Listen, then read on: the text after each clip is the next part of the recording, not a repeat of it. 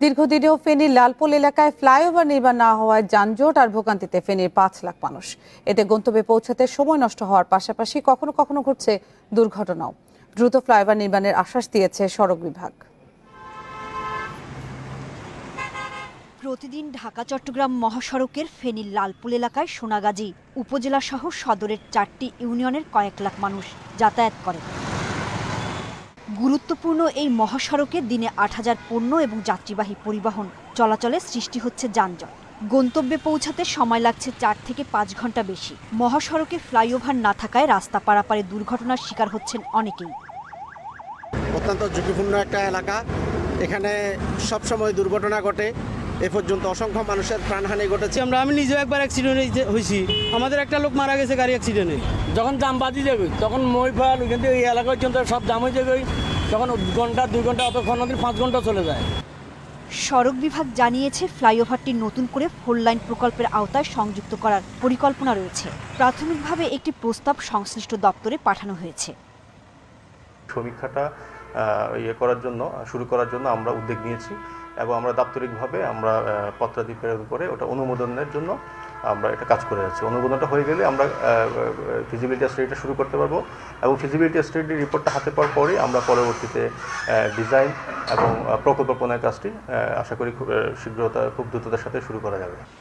২০১৯ সালে সড়ক পরিবহন ও সেতুমন্ত্রী ওবায়দুল কাদের ফ্লাইওভার নির্মাণের ঘোষণা দিলেও এখনো বাস্তবায়ন না হওয়ায় হতাশ এলাকাবাসী। Independent news desk. এ বিষয়ে আরো জানাতে ফেনী থেকে যোগ দিচ্ছেন সহকর্মী সমীর উদ্দিন। সমীর, যেমনটি আমরা প্রতিবেদন দেখছিলাম ২০১৯ সালে আসলে ফ্লাইওভার নির্মাণের ঘোষণা হয়েছে, ঠিক কবে নাগাদ এই ফ্লাইওভার নির্মাণ প্রক্রিয়া শুরু হওয়ার সম্ভাবনা রয়েছে, এই বিষয়ে কর্তৃপক্ষ আসলে কি বলেছেন আপনাদের? আসলে আমি আপনাকে শুরু করতে চাই যে এখান থেকে আমি দাঁড়িয়ে আছি, এটি হচ্ছে ঢাকা চট্টগ্রাম মহাসড়ক। আর এই মহাসড়কটি হচ্ছে বাংলাদেশের অর্থনৈতিক দিক থেকে এটিকে বলা হচ্ছে 5 লাইন।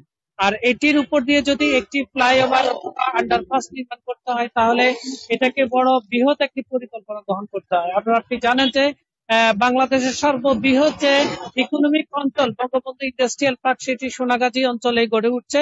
এই সোনাগাজী অঞ্চলের সাথে ফেনীর যে টার্ন রোড এটির একটি সংযোগ স্থাপন হবে। এটি হচ্ছে 4 লাইন প্রকল্প। আর এই 4 লাইন প্রকল্পের সাথে সংযুক্ত করে কিন্তু এখানে একটি ফ্লাইওভার নির্মাণের কথা রয়েছে।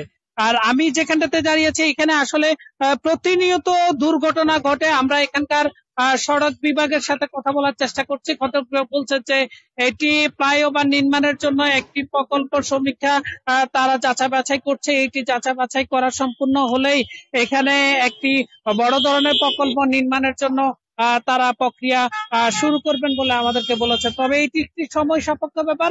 ওরা বলছেন যে ভালো কোন সমীক্ষা কারিগরি প্রতিষ্ঠান যদি এগিয়ে আসে তাদের মাধ্যমে প্রথমে কারিগরি যে দিকটি এটি যাচাই বাছাই সম্পূর্ণ করার পরে একটি মেগা প্রকল্প ওরা দাঁড় করাবেন, যেটি এই ডিটিপি তৈরি করার পরে প্ল্যানিং মিনিস্ট্রিতে যাবে। প্ল্যানিং মিনিস্ট্রি প্রকল্পটির অনুমোদন করার পরে একদিকে তারা এটিকে পাশ করার ফলে এখানে ফ্লাইওভার নির্মাণ করা সম্ভব। আর এখানে যদি ফ্লাইওভারটি নির্মাণ করা হয় তাহলে বাংলাদেশের প্রায় অর্থনৈতিক যে দ্বার সেটি খুলে যাবে এখন, এবং ইন্ডাস্ট্রিয়াল যে পার্ক সেটি বেগবান হবে বলে আমাদেরকে এখানকার বিশেষজ্ঞ মনে করছে। এই ছিল আমার কাছে ফেনীর লালপুল ফ্লাইওভার নির্মাণের সর্বশেষ পরিস্থিতি। সমীর উদ্দিন জানাচ্ছিলেন ফেনী থেকে।